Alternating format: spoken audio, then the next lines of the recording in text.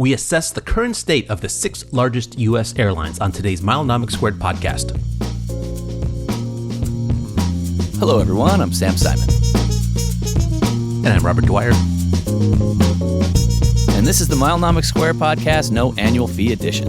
If you're not subscribed to the full Milenomics² podcast, you're missing out on a deeper dive into topics like the following. We've got an important and interesting show today, and I'm really looking forward to talking with you about it, Sam. And it's something I think for everybody, whether you're deep into this game or just getting into it, or frankly, if you're a family member or a friend of mine, and I talk to you about this stuff and consult with you on how to book your airfare. This has come up so many times lately, and it's really, all these airlines are different. There's bank points, there's credit cards. You may have a lot of different ways of booking things, but these airlines each have such distinct personalities. And that's what I think we want to talk about today.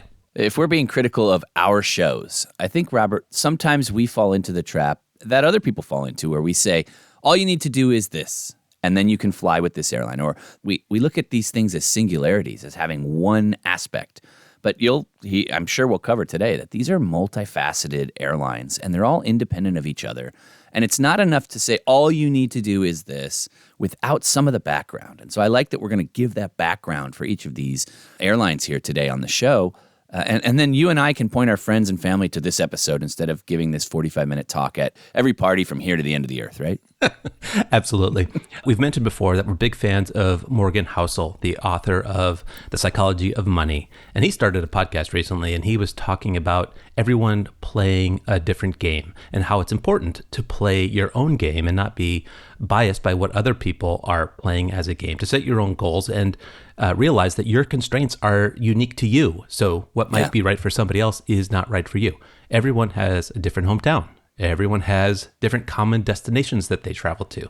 And everyone has a different amount of enthusiasm for playing this points and miles game that we play to defray airline costs. So if you don't travel very frequently, or just you want cash back, getting a bunch of AA miles is probably a really ridiculous thing to do. I agree. If you fly, if you live near Newark or you live near a Southwest hub, everything's going to be different for you on what the right thing is to do to get the best airfare costs you can, to reduce that cost as much as possible, because there are opportunities, I think, that are unique to be able to reduce the cost of airfare, unlike a lot of other things. If I want to buy a new bike, if I want to buy a new laptop, there's different ways to go about doing those things depending on what that thing is. But airfare has this quirky thing with, we'll see here, they're tied in with banks differently. They're tied in with other carriers. Alliances, it's just weird, right? Like, what in the world is like this? How did we come to this place? I don't know, but we're going to talk about it today. You definitely need to do a little bit of your own internal searching. What are you looking for, like you said, in travel? And so what are your constraints? Because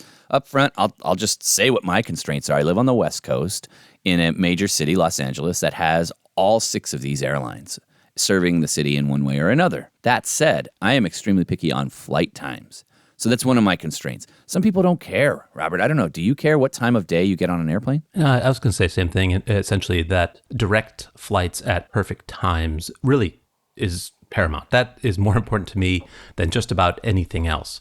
That said, I probably will prefer to not fly Spirit or Frontier or something like that. You'll see, those airlines didn't make the cut here. We did select the top 6 biggest airlines based on the number of passengers carried. So there could be an airline out there that is critically important to you because they serve some very unique route. But we're not going to talk about them today, trying to address the largest possible audience. But we're going to analyze them on a few different perspectives here, right? We're going to talk about the overall state of the airline in terms of flying on their metal, perhaps with their miles, the state of their frequent flyer program, their co-branded credit cards, their bank point relationship, and how difficult it is to earn those miles, and their overall position in the market. So you ready to get into it with number 1, American Airlines? I'm ready, Robert. These are by size 1 to 6, right? That's right. American is the biggest carrier in the country, I guess probably because of that U.S. Airways acquisition back in the day and maybe some other acquisitions over time. But American, biggest airline in the country. Is that surprising? Is the rank order of these airlines even surprising to you? I really thought Contour Air would make the cut, Robert, at some point. If you, that's a deep cut right there for our paid subscribers. But no, it doesn't surprise me. It really doesn't. American Airlines is huge, runs a large domestic network, but also runs a big network internationally as well, which is not the same situation for many of these airlines on the show today here. So I've flown AA down to South America. It's a huge airline. And I would say most people have an AA flight within a few hours of them. So I think it's important that we discuss it. And you've got it here in the show notes as the last remaining legacy carrier with Saver Award level availability for expensive cash fares. You've seen this and I've seen this. Have you been able to take advantage of that? Or do you want to at least talk about what that is first? And have you been able to take advantage of that? Yeah, that they keep threatening that they're going to go fully dynamic. And the big trend that we see here across all the legacy carriers especially, which I think some of the newer airlines, non-legacy, which basically just means they haven't been around forever, there used to be this magic of miles situation where, your friend says, hey, there's this really expensive flight. I don't know if I can get up there this weekend. And you say, oh, I'm really clever. Let me look and see if I can use my airline miles and get you up here. You're like, oh, yeah, 12,500 AA miles for a flight that's $400, $1,000. Miles are incredible. And that's why I collect miles over cash back or bank points. And AA kind of threatened to do away with that, but I'm still seeing it. I mean, they made changes just as recently as last week, and I can still see flights for the very next day that are cheap with miles, but are more expensive with cash. So I think they still are holding on to that tendency, and that situation still makes it relatively compelling. And I'm not seeing it frequently with Delta or with United in particular. Are you still seeing some of those magic close-in gems that you see with American? I am, but I do want to caution listeners to think that it's not a magic silver bullet, and it's not something that you can rely on. It seems route dependent, it seems date dependent, capacity restriction dependent. They want to get a lot of money for these close-in flights, and sometimes they also want a lot of miles for those flights, and sometimes they don't. And so I think you need some flexibility if you're up against one of those situations. Maybe you can wiggle a day here or there and significantly save, but I don't think that it's just magic. Let's earn miles because it's going to save us money on every single flight with American Airlines. Yeah, not to increasingly become the rare case that you can do that. And I think we've seen, one of the tricks back in the day was to use a foreign carrier's currency for travel on a domestic carrier's metal. A common one being British Airways Avios to fly on AA, especially close in. The ability to do that, though, is contingent on AA releasing that partner award space. And I haven't seen them doing that as much lately. I've seen cases where close in, it required a very small amount of American Airlines miles, but they still weren't opening it up to partners. So it feels like the whole alliance situation, AA being part of One World, is not as strong as it was, at least in terms of American carriers opening up space to partners. Are you seeing that as well? I'm just, our carriers seem like the most stingy in the world. It's usually the other case where, I don't know why other carriers don't call them out on it. Like, hey, you're part of this alliance and you never open up any award availability to our members. What's going on with that? It's a great call out. I do see it. And so two things happen. Number one, I am very hesitant to hold or hoard a foreign carrier miles. So much of the Milenomics blog when it first came out was all about British Airways because it was such a great opportunity. And I would have held on to 200,000, 300,000, 400,000 British Airways miles. I'm at zero right now. And, part of that is, we'll talk later in the show, the ability to transfer things in. And I'm much less bullish on the likelihood of a flight being open. That's not a good value in another way to book with, let's say, flexible bank points.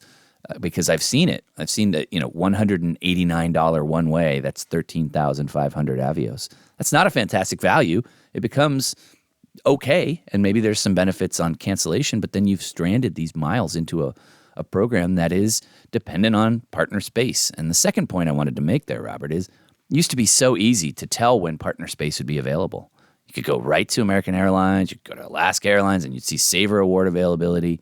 That has become harder, because what's available is not tracking with the lowest level prices on the mainline carrier. So you see a very low-priced flight with American Airlines miles, and those are hard to earn miles. We'll talk about that in a minute here. Maybe I want to conserve those and transfer over some miles to British Airways from membership rewards or ultimate rewards. But I have to do a secondary search now and verify that space is there, because it's not enough to see the lowest priced flight. And that's not just American. That's all of these mainline carriers. The lowest priced flights do not track necessarily to Saver level partner availability. And that's frustrating. I'll tell you what else is frustrating. Trying to describe to a family member how to do that maneuver. Right? Oh, Okay, yes. let's It's log hard. into your Amex account. Let's create a British Airways account for you. And I go, wow, okay, let's do that. You get that created. You go to transfer them over there. It's asking for the digits off of your American Express account. By the time you get over there, and maybe if you're lucky, you can actually book the ticket. Then you have to have a different record locator. You want to put your trusted traveler number in there, your global entry number. That doesn't convey through when you go through TSA pre-check. People can get very frustrated about that. And if you're doing it to save $10 or $20 on the number of miles that it requires to do that, that has been a wild goose chase that somebody didn't want to get into in the first place. So you can't underestimate the complexity of those maneuvers. And unless there's a lot of upside, I think they're to be avoided. I'm with you there. Yeah. The upside has to be huge, or the miles have to be stranded due to like a cancellation. There has to be some external reason to do it, because it is a lot of work for someone that's not familiar with this system. And it's the first one of those points where I want to say, like, if we say, it's so easy, I booked it with Avios, like, there's a big amount of work that went into getting comfortable with being able to do that. Yeah. Yeah. So back to AA though, I think a good program to generate miles in. There is a unique value in AA miles. It might be for partner awards. I think they still have a very good chart with partners. Until they go after that and decimate it, I think there still is a lot of unique value, a lot of good partners, like you mentioned, South America, getting over to Asia. But domestically, it's getting pretty fragile. And I would say, overall, if they push it any harder on not having much value domestically, it really becomes a program where you're hanging your hat on those partner awards. And if those aren't being released, then it's not that special. But still, I think they're pretty good at this point. But no bank point transfer partners, right? That's unique. We'll talk later about the bank point transfer situations we have. Citibank is the most tied in with them. There was a narrow window where you could transfer thank you points one-to-one. I don't know. So nice. I don't know why that doesn't persist or why they don't bring that back. But for now, it's just a very unique currency to generate, despite them being bank partners with both Citibank and Barclays. So it's kind of weird that neither of those carriers, or neither of those banks, have a transfer relationship with AA, even though they're quite promiscuous. I can't think there's not another airline on here that has a dual relationship with banks. So just a very unique one in how AA ties up with banks. Does Bilt transfer to AA? Oh, I think it might. 3. Yeah, Bilt has that relationship with American Airlines, and American Airlines has a relationship with Hyatt as well. I mean, it gets very confusing. If we drew a map of this, it would look like Charlie on It's Always Sunny in Philadelphia at some point, right? They're just the strings are going everywhere and everyone's in bed with everyone else. But there is that transfer ability from Bilt. We'll call it out when it's there. That's nice. And I think it's a double-edged sword, Robert. The idea that they have these partners that are really strong and they represent a value proposition of their miles, and the fact that it's difficult to earn these miles, or I guess more difficult to earn these miles due to transfer restrictions, I think that makes it less likely that I'm going to want to use my miles for domestic travel. And that's a trap that I've fallen into in the past with many carriers. You say, I got to hold on to these for the highest value. I'm looking at Alaska right now, down here in the show notes. You say, I don't want to use these. I want to use these for the most outsized value. But actually, the move is to use everything and continually replenish what you have. And I think AA is a situation where it might even make sense to buy miles. There are flights where you'll save money doing that. Now, there are restrictions throughout the year there's a cap on what you can do there, but they are a good currency to have on hand. But the truth is you got to use them to get any value out of them. And I think that it's important to remember, if the domestic flight is at a good time and it's a great value on those miles, you can always get more somehow.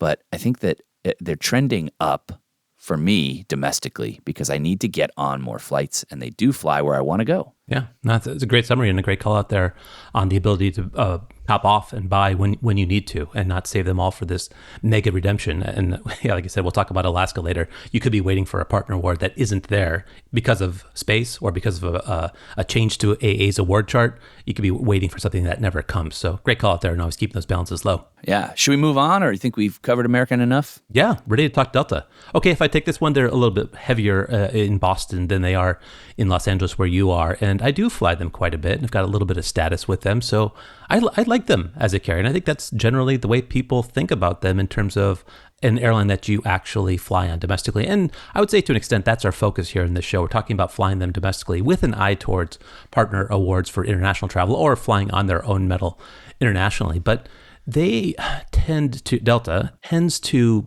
be a leader, I think, in the frequent flyer space. And what they do, others tend to follow.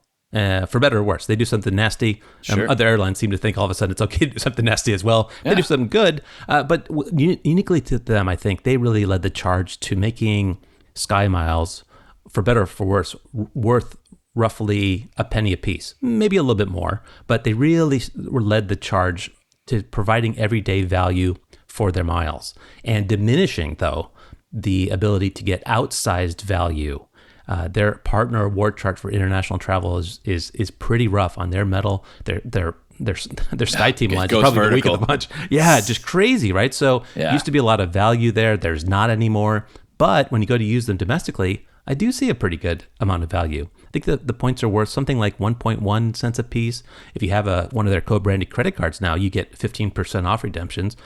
So that starts to put up the value closer to 1.3, 1.4 cents a piece or something like that every day. Not too shabby, especially when you look at some United or American award and you're getting less than a cent a piece or maybe just slightly over a cent a piece. So it starts to push up towards that 1.5 number. And maybe that's a good time to talk about that 1.5 number. That's just a mental number I have in my head on how much a bank point is worth towards airfare. And it comes from two things. It comes from the Chase Sapphire Reserve. If you book through their portal, you get 1.5 cents a piece of value. And on the Amex Business Platinum, you get a 35% rebate for booking premium cabins or on your airline of choice. And that nets out to about 1.5 cents a piece of value too. So that's a benchmark that I have in my head that if I'm going to, store up or use airline miles, I want to get more value than 1.5 cents a piece. And when I don't, I want to get something else for it. And that might be cancelability, very favorable terms, redepositing those and stuff like that. But I think that's what's become for me. It's just a very convenient carrier, mostly on time. People have a good attitude. They seem to run a good airline. And I just use it for domestic travel a lot, and I get a decent amount of value out of their points, and they're pretty easy to generate, frankly, right? Because they're one-to-one transfer partner with Amex, and it's just easy to navigate your way around the country using that ecosystem, but not a lot of outsized value. What's your experience with Delta there on the West Coast? Similar. Yeah, not a lot of outsized value, but I know we're not talking about operations, but I do like the way they run their airline.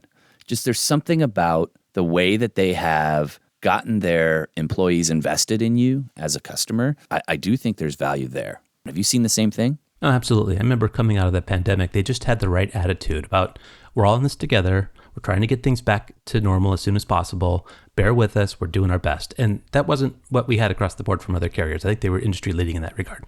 Yeah. So here in LA, they do have a large presence. I mean, they took over a terminal. They put out a brand new Sky Club there. I visited it 4 months ago on a trip, and it was nice. I liked it enough that I'm looking to fly them more. My issue is flight times are not ideal with me to some of the locations that I like to go to. I see the same cap on value, especially on economy tickets, but sometimes you just catch this like blip and you get a little bit extra. You can get it over 1.5, 1.6 maybe. But I want to stop us and say, like, booking through Chase Ultimate Rewards or through Amex Travel is not as smooth as booking directly with the carrier. When things go wrong, it's a headache, a big headache, to have a second layer of a travel agency, basically, and a travel agency that's big. And so I want to make sure that, I call out Delta for this cancelability. I have canceled so many of their flights, and the miles come back. Maybe you have to push them a little to get the miles to come back, but the miles do come back as long as you don't book, their basic economy ticket. You can speculatively book flights, and as long as you have a pool of miles that cover those flights, you don't take the flight, you get the miles back, you book something else. So I like that angle. I can't put a value on that, and some people might not need that at all. If you're that person that plans a trip 3 to 4 weeks out and just takes it, hey, bank points are fine. You're going to take the trip. The hassle that I'm talking about doesn't exist to you. I'm booking 10 months out, 11 months out, and I'm less likely to take the trip than most people, I think. And Delta's flexibility combined with relatively good value, I would say, for easy to earn points. They've got 5 credit cards between business and personal with American Express, maybe 6. Am I counting them all? And it is hard to count because there's business personal versions of things and not, but there are tons of them. And the turnability of those can't be underestimated. Right. You never know when you're going to be targeted for that card, even after just having gotten it recently. It's crazy. It is. It really is. And that's not taking into consideration that their transfer partnership with membership rewards means that technically any membership reward earning card could also be looked at as a Delta earning card. And so getting the miles is maybe the easiest of all of these carriers that we're going to talk about today. And, look, it's an economy. So if it's extremely easy to get those miles, if it gets easier to get those miles, something has to give. You can't inject millions and billions and trillions of miles into a system and not change something on the redemption side. And so they were industry leading, and people were upset. They were the first of these major carriers to unpublish an award chart and say that, look, we want everybody to get value out of their miles. And that seemed insane at the time, but now that's where everybody's moving.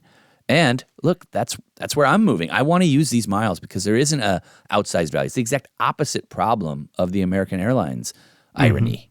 I can get a value on these miles that's relatively fixed. So if the flight makes sense and it's a decent price, I'm going to take the flight because I also know I'm going to enjoy my time with them and potentially be able to get into a Sky Club with an American Express Business Platinum or Personal Platinum. And I think there's value there too. I have 2 little kids. My wife and I are now locked out of the Centurion lounges, and Delta lounges represent our best opportunity. If we fortunately have 4 Business Platinum or Personal Platinum cards, that's enough for all of us to get in. And I like that. I like having a little bit of extra time and some relaxation at a club for a little while before you get on a flight, even if it's in economy. I think it is unique that everybody with a premium bank card, the Amex Platinum cards, gets access to the Sky Clubs. And that's why people complain that they're crowded. They are crowded. All airline lounges are crowded. But just you think about how tied in Amex is with Delta. I mean, it would rock my world if those banks that bank split up from that airline because, when I go on a Delta flight, I get my Uber provided by Amex, reimbursements on the Platinum card. I go to the Sky Club. I have Delta status because of getting and spending on American Express cards. I fly on Delta through bank points from Amex or points from that. And so I have all this situation with Delta that has really nothing to do with flying them frequently. It's based on a relationship with Amex and their co-branded cards with Delta. Just really bonkers here. I mean, the 2 are tied at the hip. They may as well merge at this point. Let's net out Delta before we move on from it. To me, the weak SkyTeam alliance, we've got to mention that if you're in international partners, I mean, what is that even an alliance? Right. I mean, Virgin Atlantic isn't the alliance, but they're partners with Delta, and they're kind of owned by Delta. Used to be you want to fly on Alitalia, but that airline doesn't exist anymore. Korean? How are you going to get anywhere internationally with Delta? You're more likely to, I guess, fly in their metal, and that's super expensive. So you have to call out how weak that is, but it's a straightforward value proposition for flying domestically, and that's what Delta is to me right now. What do you think? Yeah. I mean, I've met people who have flown Delta internationally and don't care about the price in miles because they think it's free. And look, that's one of those Morgan Housel things that drives me crazy when it's like, it was like 650,000 Sky Miles per person, but hey, I mean, it was free.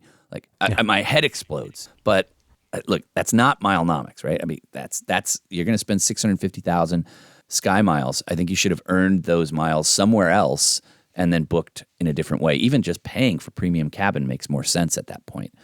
But I do think you have a great call out there of just the basic overview of Delta right there. And the alliance is a real weak point for me. Yeah.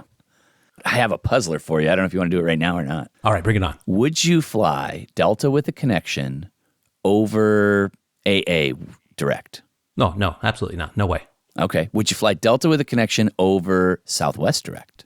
Ooh, that's... Yeah, I think that is the line. I would still fly Delta with a connection. I'm not much of a Southwest fan, but Southwest is up next. Surprisingly, maybe in terms of size, not a big carrier in my town, but everyone's situation is different. You might live in Baltimore. You might live near Midway in Chicago, and you need to pay attention to Southwest. But you're in a little bit of a unique position there in LA, but close to Long Beach Airport. So is that what plays into you being more familiar with Southwest than you think? I think so, Robert. Really interesting where I live, I would say. I mean, Southwest started in Texas. That's their headquarters. And so they've expanded out and become, the number 3 airline in the country by passenger count.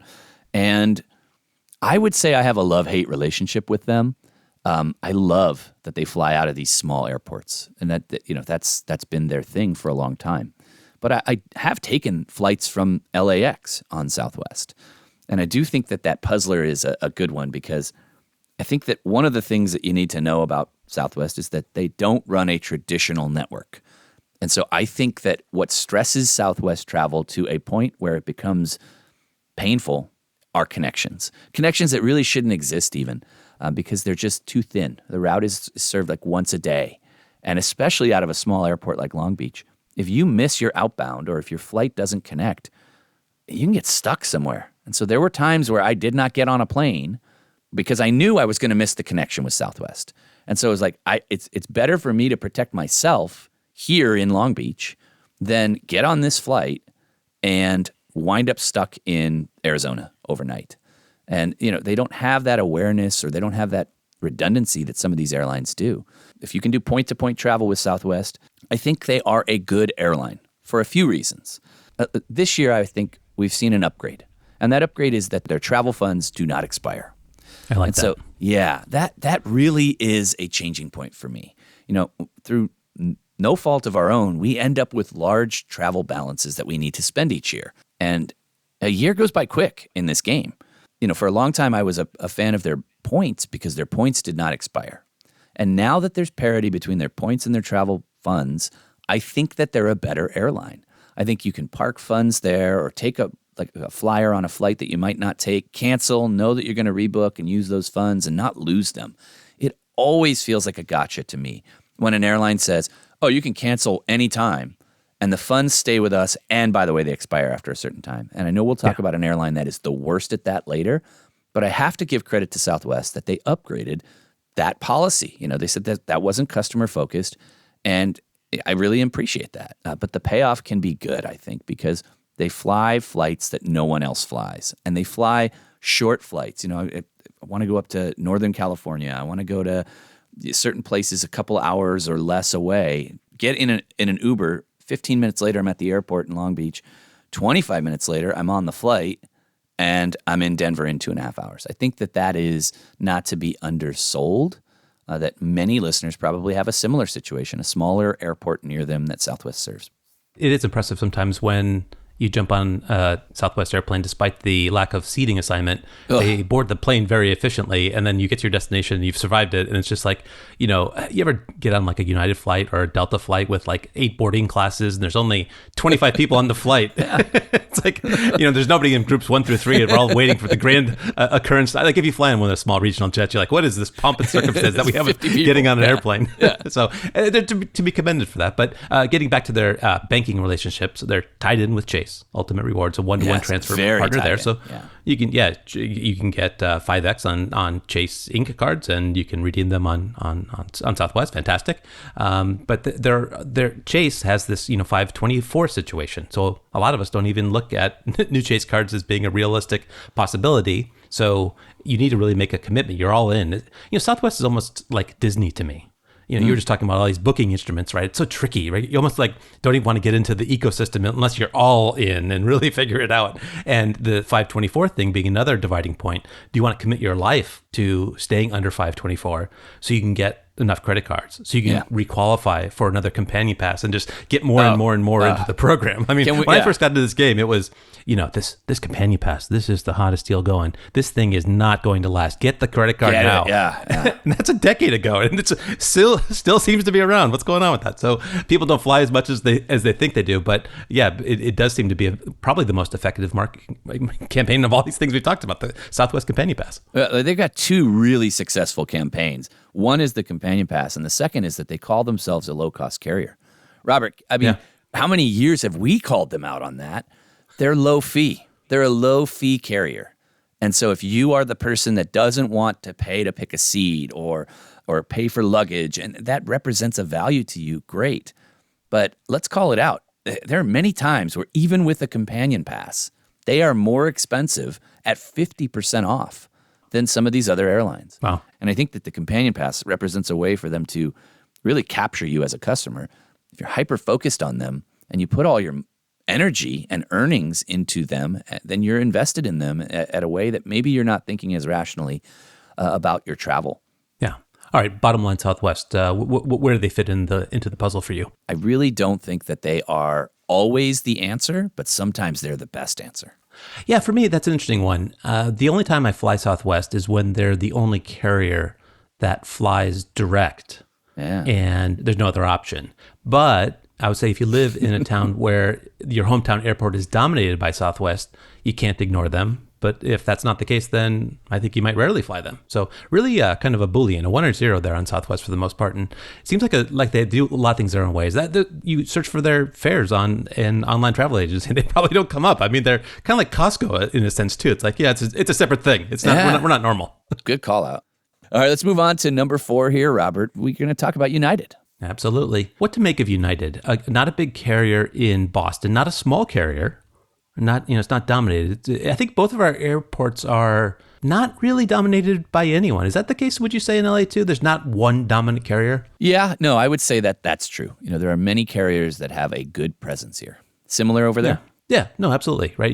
It's nice, right? You can. It is, yeah. If you want to get a momentum with a couple different programs, you can, but you can ignore some if you want to.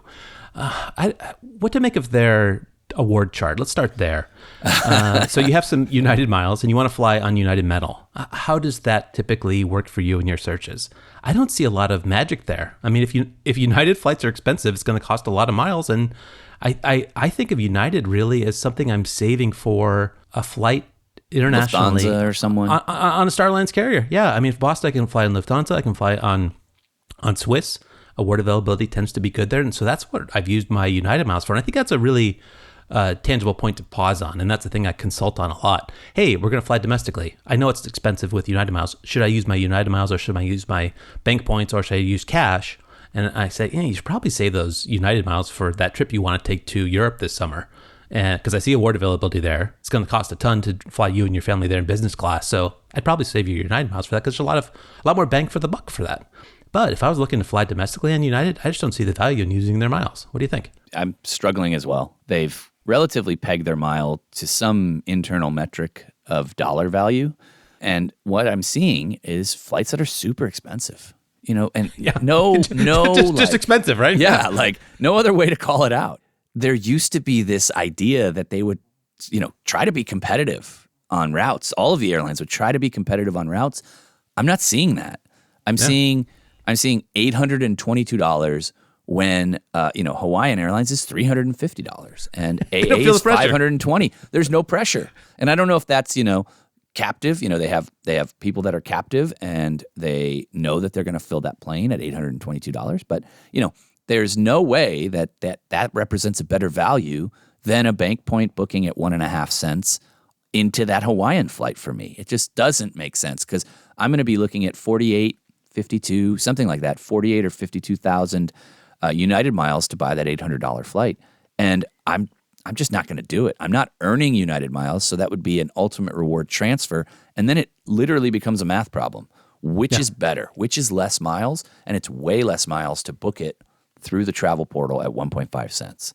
And I think that they're in a unique position because they also have this really friendly travel bank. Should we talk about that? Yeah, I do think that it's a differentiated characteristic. It's pretty good. The expiration terms aren't as good as Southwest, but aren't as bad as airline we'll talk about later. But that plays into it too, right? You've got the travel bank, you've got the bank point, and you've got the airline mile. So you have these three instruments fighting each other. And, it's like a system of equations here. You're trying to solve for which is the least expensive way to do this. And inevitably, it ends up almost never for me being the miles, the United miles. Right. No, absolutely. Right, especially with a travel bank, which can't be used for anything other than flying on that airline, and it's going to eventually expire. You got to use that first. That's right. I need to use it first. I do think there are opportunities where prices make sense. I'm picking on the fringes where I say they're more expensive than other airlines, but that's been my experience this year trying to get on their flights. And I'm failing up with travel bank with them. It just keeps getting bigger for some reason. And I do want to call out their cancellation policy because I do think they They would say that they have one of the best cancellation policies in the industry, Robert. You go on their website and you see these 4 columns: basic economy, non-refundable. Then you see economy, then you see economy fully refundable, and then you see first class. And fully refundable. Fully refundable is fully refundable, Robert. I'm here to say. Makes you wonder what non-fully refundable is. Yeah. So let's talk about that, right? So their regular economy is cancelable, right? So they're using that cancel, no change fees, no cancellation fees type of marketing speak that a lot of airlines are using for their standard economy fare. And what that means is you end up with like an expiring instrument, 12 months expiration on that instrument. I don't like that, because then you've got to get onto a United flight. And part of the cynic in me thinks that their flight prices are so high right now because they're just waiting people out, and then they're going to get all that money off the board and say, well, oh, sorry, those expired. That's ours now. But the fully refundable is usually a reasonable amount more, $50, $75, $100 more, to actually be able to press a button and cancel the whole thing back to the way you booked it. But they're so bad at issuing refunds. And maybe it's just me, but I've seen reports on Twitter as well of people that have had the same problems. In some cases, it's taken me over a month to track down the refund from them. And they've refunded me like more than they should have. I mean, it's just not working. And so, yes, they have this refundable bucket. I want to give them credit for like really clearly marking that as fully refundable and making it obvious that you're getting a fully refundable fare, because I don't think other carriers, American and Delta, are doing as good a job with that. But the process that they have to actually refund people is so broken that, again, we're talking about helping family and friends. If you booked something with United and you think it's refundable, you need good records and you need to follow up over and over. That's what I would say. That sounds miserable. Yeah, it is. But it's miserable. yeah, it is weird when you click the button, it's supposed to work. I mean, problems like that with Delta as well. It's true. You click the button. Yeah, if you call, they'll refund the miles instantly. But if you click the button, then maybe not until you call. They don't even cancel sometimes with Delta. That's a good Delta's point. like I've had that broken on a different way, right? You're like, wait a minute, I'm supposed to check in for the flight. I canceled that a week ago. Exactly. That is alarming. Let's talk United and their relationship with Chase. Very big, very tied in there. One-to-one transfer partner, which I guess that makes Chase a little bit industry leading, right? They have one-to-one transfer partner with United and with Southwest. So think about it. If you live in Chicago and you live halfway between Midway and O'Hare, I mean, you really got to be tied into the Chase ecosystem, but that's a double-edged sword, right? Because 524 is going to block you out of getting more United cards. You can't get into a United club with a Chase Sapphire Reserve. That's a differentiated thing versus Delta. But let's net it out. Where do we see United in our travel patterns going forward? Necessary evil for me with this travel bank of mine here. I've got to get it off the books. And due to some of these things being canceled, I've got expiring ticketless travel. And, it's just this patchwork for me. So I think at the end of all of that are United miles. And I do want to call out the co-branded paradox. We didn't call it out for Southwest, but it exists for Southwest. And it exists for United. The best way to earn a United mile or a Southwest mile, if you need them, is not on a United or Southwest credit card. And that's crazy, isn't it? Yeah, no, you see that a lot. Not just the airline industry, but in pretty much everything with the co-branded credit card. I do like earning ultimate rewards. I do think there's value in holding them as ultimate rewards. I do think there might be a day where it makes sense. I've seen some situations where, for whatever reason, United has these really deeply discounted fares with their miles. And so having a bucket of those ultimate rewards to transfer just in case makes sense. But I think that it's at the end of the line. There's travel bank. Actually, there's expiring tickets, then travel bank, then booking straight through a portal at 1.5 cents, and then transfer United in. And we haven't even talked about partner award availability with them. Nah, I mean, maybe that's the bottom line for me, is that I'm thinking about the Star Alliance tie-in is what keeps me interested in having any miles in the United ecosystem, but I haven't burned them for that in a long time. And if there's going to be a space for United miles to book Lufthansa or Swiss, I could do it with Aeroplan, and that's a membership reward transfer partner. Yeah. And I use a lot of my ultimate rewards for Hyatt. So yeah, I haven't transferred a lot over to United lately, and I don't know when I would unless I needed to top off the 400,000 or so of them that I have. So yeah, I guess until I go back to Europe and see that partner space, I'm not going to use them. I will fly them. I got to get rid of these instruments, but a unique situation, I would say, compared to the other three carriers we just talked about. All right, so we've covered the three legacy carriers, American, Delta, and United, and Southwest. Those are the four biggest. I bet some people might not know what the next one is. I'd probably guess wrong if I had to guess what the next biggest airline in the country is. I would have guessed wrong as well, Robert, but it's Alaska Airlines. Alaska Airlines. Should I be the one setting the table on this one? I guess I should, I think we're equally kind of lukewarm on them, I would say. Yeah. So let's talk domestic travel with their miles. Definitely a West Coast airline, the name Alaska Airlines. But so I have opportunities here in LA to fly them. And Robert, I can't remember the last time I got on an Alaska flight. I've flown up and down to Seattle numerous times, not with them. And I think that they don't have a tremendous value domestically for their miles and points. We did a whole segment on it on the Patreon feed a few shows back.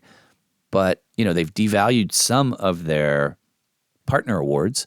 And there was a lot of anger about that. But what they've done at the same time that they've devalued some of their awards and kept their domestic awards at not a great value is they have trended their sign-up bonuses way up on their cards. We have this historical knowledge, and many people listening to the show probably do remember when $25,000 or $30,000 was a great sign-up bonus for Alaska Miles because of this outsized partner availability. But the sign-up bonus is like triple that now. You have situations where you can get a really large amount of Alaska Miles on a sign-up bonus on a credit card, and so I think that the value's still there internationally. And I do think, that there are some people who will say, I want to fly domestically, I want to use their stopovers, and I get value out of that. But that's not me. What about you, Robert? Have you gotten on a flight recently with Alaska, or are you collecting their miles for another reason? I think I have a grudge against them, and it goes back to the Virgin America acquisition. I don't like the way they played that. It doesn't make sense to me that I don't think Alaska is any better off for having acquired Virgin America, and I'm worse off for them having acquired them. It used to be really nice to fly Boston to LA or San Francisco on Virgin America, differentiated product, new idea, really nice first class seats. And I don't know what they did with those airplanes. They threatened that they were going to make Alaska's first class nicer. They haven't, and it's just a really mediocre product for me when I fly it. They have a unique flight from Boston to San Diego. Happens to be quite expensive, and when I go to use Alaska Miles to book it, it's never a good value. So they got rid of something that I used to like with them, and they haven't replaced it with anything. And meanwhile, I'm saving all these Alaska Miles for the gem redemption of flying on Japan Airlines to business class or first, and they really jacked up the price on those as I was waiting and accruing those and saving them for this great thing that would occur. Emirates first class used to be a great way to do it. You can't do it anymore. Yeah. They put a lot of effort into those partnerships and have these unique award charts with all these things. But it's like, SPG points back in the day, Star Points, whatever they were called, or maybe Hyatt Points, where they have a really favorable award chart. I think they had a very favorable award chart. And I think it's over. I think the normalization has occurred. Alaska Miles aren't as valuable as they used to be, and flying them domestically, they're either expensive, don't have a lot of flights to the places I want to go to, or they don't have a lot of miles value in their miles for use domestically. So kind of a quirky thing, and not a one-to-one bank transfer partner with anything. That's a great point. Yeah, I didn't even think of that. They're tied in with Bank of America. They've got the two credit cards, just two, right? They need to have at least 6 to keep up with Delta. And it's a personal card and a business card. And once you've gotten that, you can't do much more. The business card is churnable, but how far do you want to go with that? So it leaves a situation where I guess they got their world famous companion certificate. Oh, yeah, world famous. I talk to people all over the world about that certificate, and they know all about it everywhere. Yeah. First thing they ask you about when they hear you're from America. Yeah. Have you heard of the world famous Alaska Companion Fare? And I go, yes, I have. Have you ever used it? And I go, no, I haven't. How many of those have expired in your lifetime, Robert, and without being used? So many, and because to get the most value out of it, you need to wait for an expensive flight, but you generally try to avoid expensive flights, right? That's great. Yeah, great call out there. And if you're only getting half off travel, you'd probably do better off with maybe ginning up bank points and then using those with 1.5 cents a piece of value, I think, rather than trying to use a companion certificate. But I guess it just goes back to what credit card welcome bonuses you can get and such. But I don't know. What's the bottom line up for Alaska for you? I think it's a different situation if you live in a city that's like heavily served only by Alaska or mainly by Alaska.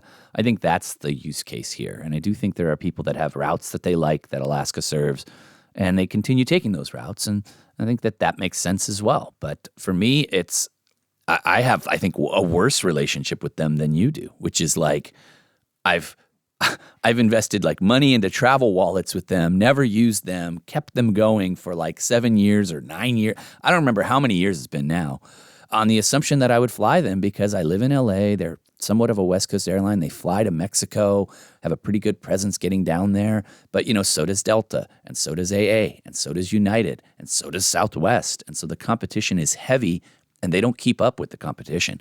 They just don't. And so I've just been stuck with their miles. Fortunately, I think I'll finally use some of them to go to Japan this summer. I got to get out. I mean, that's it, right? I got to get out. And so I'm going to end it with a puzzler for you, Robert. The same question you asked me on a show a few weeks back. How would you trade Alaska for AA miles? Where do you see the bid-ask spread on that? I think I do prefer American miles, and that might be surprising. People thought of Alaska as being so valuable for so long, but I think American are just more. I see more upside for them domestically, and now the award chart to Japan, to Asia, is more favorable with American. So I think an American mile is worth more than an Alaska one, something like 1.2 or something like that. Interesting. Yeah, interesting. That's a good one. Yeah. How about you? Like I said, 1.5, and I would stick with that. I mean, to get me to take an Alaska mile, it's pure speculation on my point that I would see any value out of it in the future. All that said, I think I will continue to sign up for Bank of America Alaska credit cards as I can and have that stockpile there because, hey, it is a pretty good way to redeem with low taxes and fees to get to Asia. So, hey, there still is some value there. I don't want to completely dunk on it, but that takes a lot of time to accrue those miles without actually flying them. It's an airline you could largely ignore in terms of actually flying the metal for a lot of us and just accrue them for those partner awards. And as diminished as they are, like you said, the ability to get them through credit card signups has gotten much easier while the award chart is sliding out from you on the other end. You know, like a lot of these airlines, one small change could really make a difference.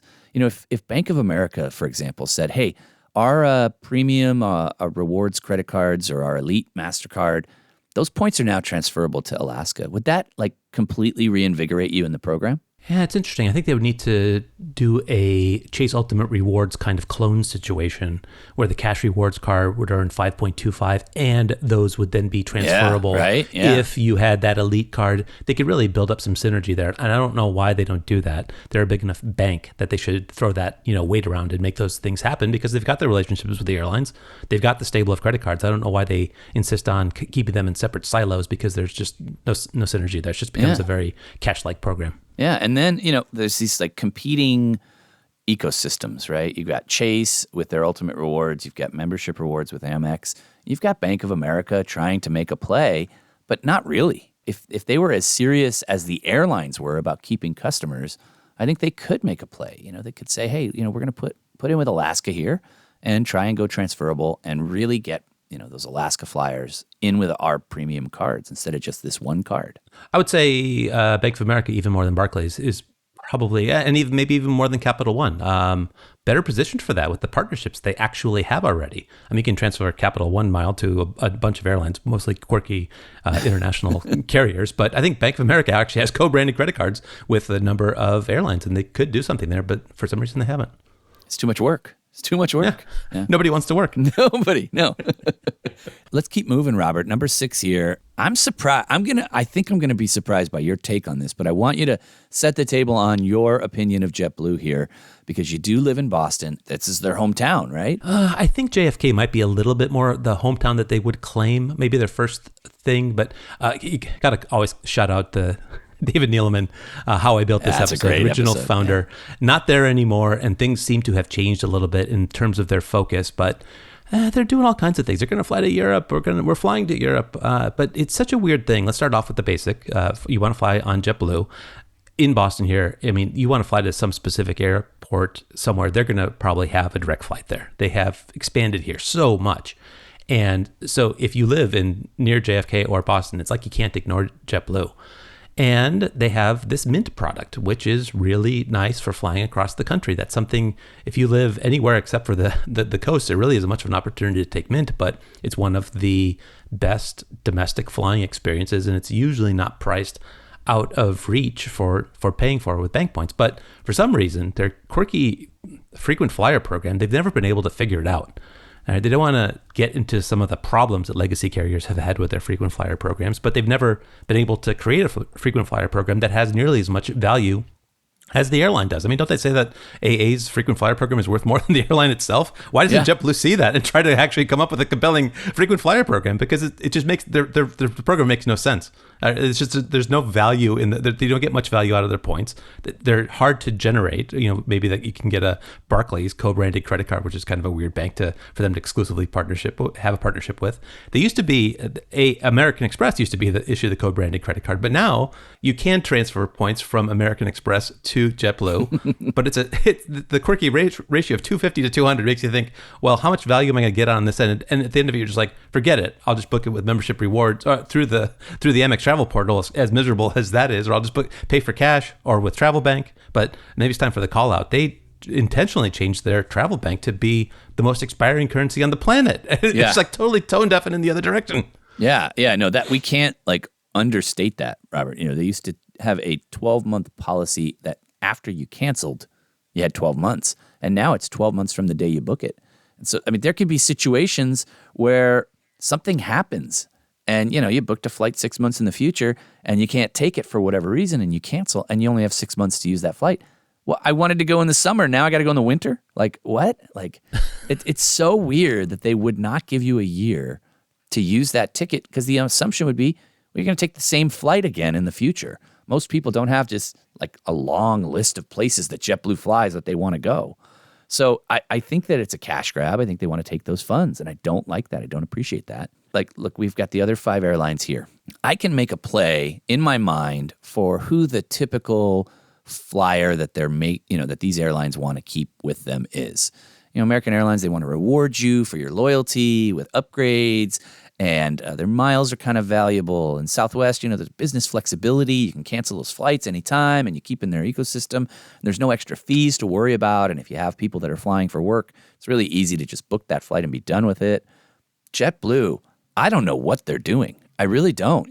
They're not rewarding you with points that are valuable. They have this really nice product mint out of reach for their most frequent flyers most of the time because it doesn't represent a good value on the points that you'd earn if you were doing travel nonstop with them. And so it's a super weird airline. And I think they are lacking the focus of any of the other airlines. Even Alaska has more focus. They're focused on Mexico, the West Coast, Hawaii, and flying across the country. Okay, I get it. I understand Alaska, right? But I don't understand JetBlue at all. Would have made so much more sense for JetBlue and Virgin America to merge. You have a East Coast presence and a West Coast presence, and that would actually make sense. That I don't mean to harp on that acquisition anymore, but that is just what should have happened there. Because you look at the partners with JetBlue, and they're quirky. You talk about Alaska. They put a lot of energy into establishing those partnerships because they weren't part of an alliance, but now they're part of oneworld. Did all that work? So here's JetBlue. They have all these alliances, but they're. If you look at the website, it's just so fledgling. It's crazy. It's so half-hearted. You try calling a JetBlue call center and ask them to help book a partner award. You'd be like the only person who ever called about that thing, and they'd have to go on a safari to figure out on the expedition to figure what the heck you're talking about. It's a really half-hearted attempt that they have with partners. There was a nice opportunity to book Mint with Emirates Miles. That went away. They're bringing Etihad in, but you can't book with that yet. And then they got this Northeast Alliance with AA, which the government is trying to stop it, but it's unclear why it exists. Even you can have flights between, say, Boston and DC, and there's still AA flights, and there's JetBlue flights, but there's more JetBlue flights. And I was going to get on an American flight a couple of months ago, and it looked like the flight was going to be delayed. And I went up and asked if I could get on a JetBlue flight, and they said, "Oh yeah, sure, we can do that." It's like, well, I guess this alliance is real, but maybe there's some opportunities there to book with one and take the other if you really want to get on Mint. But then just along with this, American has gotten much better in the planes that they fly across the country to be on par and to have parity with JetBlue. It's like maybe similar to Alaska. It's just like, when are these airlines going to be part of the same alliance and be part of the same thing? I hear the government's fighting this being part of the alliance. I don't know who it's causing harm to, but it just seems to be a really, really weird airline in a very weird place. I think ripe for acquisition of some sort, but I'm not sure who that would come from. Oh, they wanted to buy Spirit. That's... Oh, that's right. Yeah. Yeah. So I think Spirit is the number 7 airline that we're not going to talk about here. There's a lot to unpack there, Robert, and I don't want the whole show to be about JetBlue, but they have this opportunity with their partnerships. They could represent some kind of value with their miles. They could reset the entire deck here and say, you know what, we're going to actually do what no one else is doing. We're going to have some kind of a floating values for your points. And why don't you book and fly with us, and we'll reward you. But they're not doing that. And in the cases that they are doing that, like Hawaiian, I've tried hard to use my JetBlue points for Hawaiian flights. I've called the call center. I've waited on hold. And, they do have flights on certain days, but they track into these three fare buckets, T, Z, or L. And that's not published anywhere, first of all, that you need those three different types of fares to be available. And so you're waiting on hold for someone to do that search that you could have done on Expert Flyer if you knew that. But those flights inevitably are terrible values for using those points. And that is just the story of the main takeaway on this is it has to make sense. It has to make financial sense. It has to make sense with the instruments that you have to book. And I think that's the major thing to take away from this episode is we got to be rational, right? So let's put on our Morgan Housel hat. The game that I play and the game that you play and the game that everyone else plays are different games because of the things you said at the top of the show, Robert. We have different places we want to go. We live in different cities. We're served by different airlines. We have different credit cards or bank relationships. Putting all of that together is the beautiful game. And if that drives you crazy, maybe you're better off with no cards and just paying cash for everything. But you're probably better off with a single card that just earns pretty good rewards for travel and just take the flights that you want to take when you want to take them. But if you really want to put this game together and run 6 different, airlines, then this is the situation that we're in right now. We have to go through, we have to look at these airlines rationally, and that's what we're doing today. That's a great summary. And I have a few puzzlers to discuss here to wrap it up. But one thing that you just said there really sparked a thought in my mind. And maybe we jumped over and it's too obvious. Why is it that airlines don't reward people for actually flying on their airplanes much anymore? Mm-hmm. I mean, we've gotten to the point where they're so credit card focused that they will reward that 10 times more. Like you're saying, JetBlue could re-architect their thing to really, really encourage people to fly. Because how many flights would you have to take to get a free flight? It's ridiculous. I mean, it's a lot of what we talk about on the paid show. What's the point in actually, the worst way to earn airline miles is by actually flying on the airplanes. It's almost to the point of absurdity. Why do they even reward you for actually flying on the planes? That's the last thing they want you to do. They want you to go through crazy shopping portals, sign up for credit cards, and do other bonkers things rather than actually flying on their airplanes. Amazing how far we've gotten away from that. So true. A long time ago, we called it out on the blog that, you can earn these miles with a credit card so quickly and easily versus sitting in an airplane seat. So the time aspect of doing that doesn't make any sense. The money is just too good. It's got to be too good for them to pass up, Robert. Every single airline is in bed with at least one bank, multiple banks. They're pushing the spend on the cards. I mean, you got Delta status based on spending on an American Express card that would have been extremely expensive and time-consuming to do on Delta flights.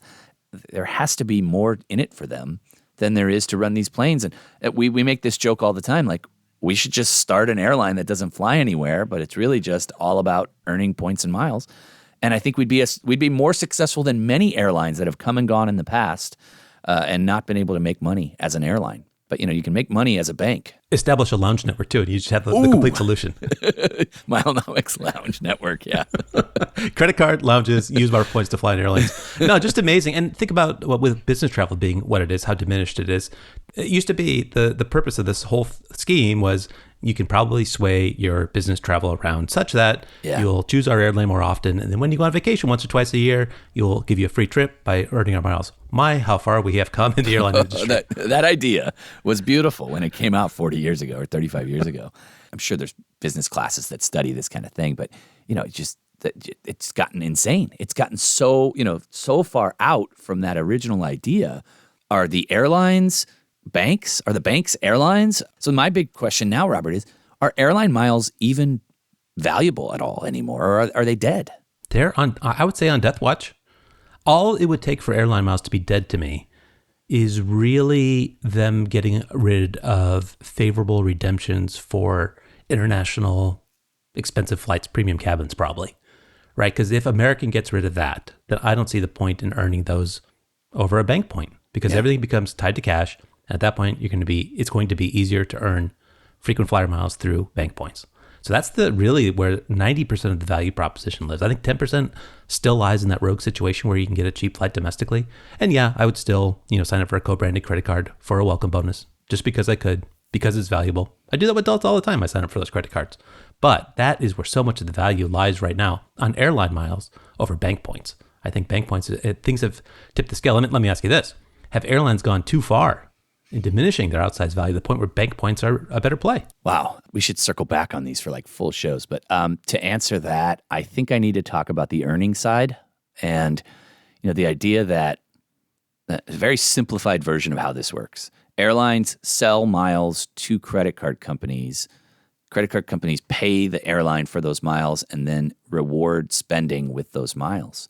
The other side of that is bank points. Bank points just create out of thin air, Robert, right? Like I'm going to create a point, the Milenomics point, and every dollar you spend on this credit card, it's going to be tied to that point.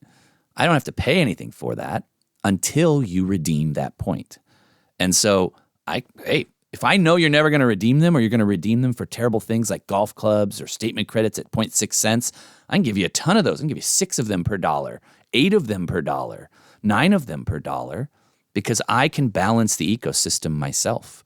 It's very difficult to credit spending at a level that's comparable to bank points with airline miles because there's a fixed cost to buy those miles and you don't have control over the redemption side the same way a bank point. You control the entire ecosystem as the bank. And I think that they've created the airline that I'm talking about. That a bank that wants to create an airline doesn't create an airline anymore. They create a bank point. They tie it to all of these different things. They manage dynamically the redemption so that there's not really any outsized value, but the value's on the earning side. And I think that's where we're playing the game at really high levels right now with great rewards for us, but it's flipped everything on its head. What do you think? Mm-hmm. No, absolutely. Great overall analysis there. Maybe to close it out, let me ask you this. We talked about everything here and try to keep it as general as possible, sprinkling in our current preferences based on where we live and such. Maybe net it out for family and friends and how you approach giving this advice for a typical member of your family that you really truly care about, that you are so interested in coming up with an optimal solution for them in terms of how to navigate this. They want to fly around. They have things they want to do. They know airfare is expensive. They don't want to spend too much on it. What is how do you approach that whole thing, and what's your takeaway based on the current state of the game? I mean, if you looked at this 10 years ago, I think it'd be different. I know we said it needs to be a case-by-case basis. If you're giving blanket recommendations without actual consultation, you're doing somebody a disservice.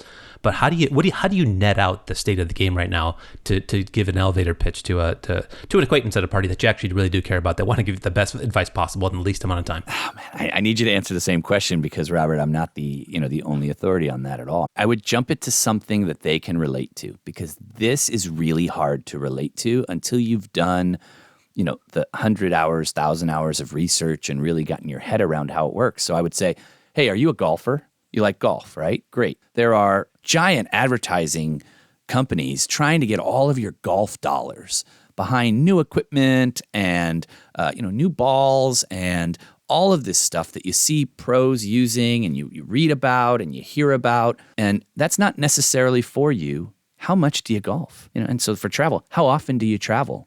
And if it's not that frequent, just go and have fun, enjoy yourself.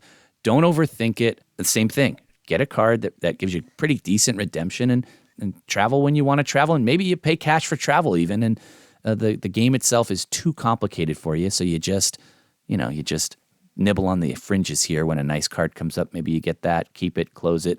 Don't try to play the game professionally, I guess I would say. What would you say? Yeah, I've thought about that too, right? Like if I go to buy a bicycle, I do that kind of once every 5 to 10 years, and I don't need to optimize. I don't need to get a credit card that is co-branded with a bike shop near me or something like that. Just pay cash and move on with your life. But I think that travel is a big enough component in most people's lives that it does make sense to play this game to some extent. But I think finding what that extent is the trick. If I say to someone, it's not too hard to get you in a situation where you never have to pay cash for a flight domestically again. That's a pretty compelling value proposition. And I don't think it's too hard to get into that situation. And I think the key is focusing on what you do and what you don't do. We talked about 6 airlines here. You could probably ignore 4 of those, no matter where you live. Sure. And do just fine. And even if you aren't paying attention to that airline, if you kind of just focus on, I think, Chase and Amex, you probably could come up with a pretty good solution where for, say, one person signing up for credit cards and such, using their organic spend towards min spend, it's not that hard, not that complicated.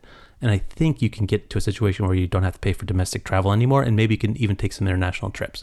So that's my advice. I think it is worth looking at for most people.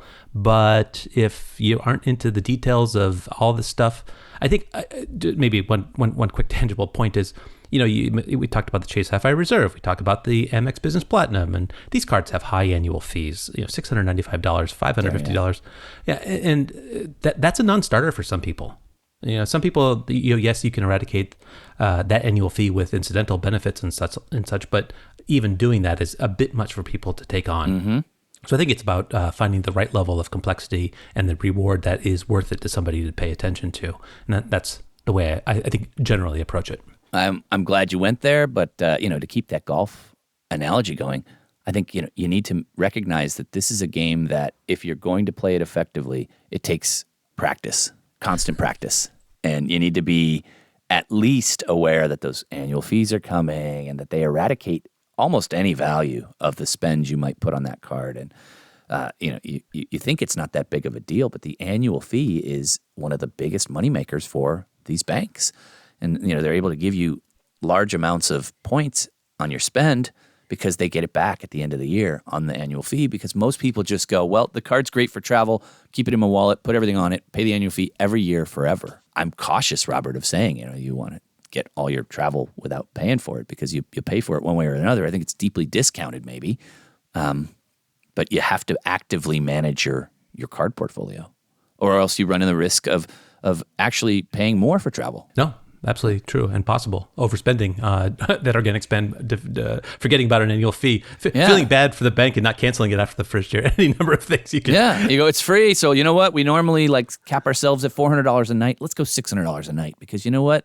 It's free, right? And so I think, there are so many areas and places that this could be a trap. If I'm talking to friends and family, I stop talking because it's hard. It's hard to hear them and not jump in on some kind of dicey conversations. It's personal finance, it's travel, it's where you want to go, when you want to go, how you like to travel, what your financial aspects in life are.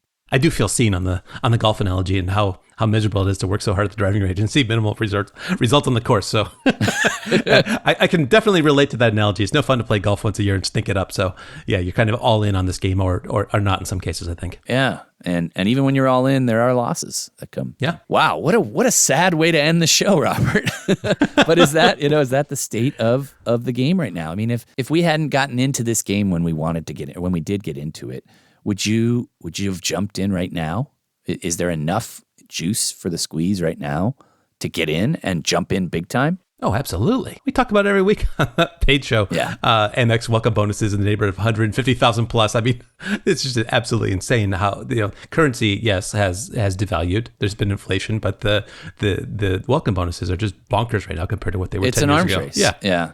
Crazy. And when you decouple it from travel, I think that's where we've seen our most success, right? That you can only travel so much in a year. And if that's your metric, that business travel, I just want to earn enough to be able to take my family to Disney World once a year. Great. Once you do that, you stop. And one of those long-running things we say all the time is empty bucket fills itself faster. So if you can't empty your buckets with travel, empty them some other way and then refill them over and over and over. And that's pretty much my best advice, I think. I like it. Great place to close it out. Yeah, go for it, Robert. Thanks for joining us this week. For a more in-depth discussion about points and miles, visit us at patreon.com/Milenomics. There you get a special link to listen to additional content right in your mobile podcast app or on your computer, where we speak more freely about topics like these. And as always, you can reach us on Twitter. I'm at Milenomics and Robert's at Robert Dwyer. I'd love to hear from you. Until then, we'll see you on the site.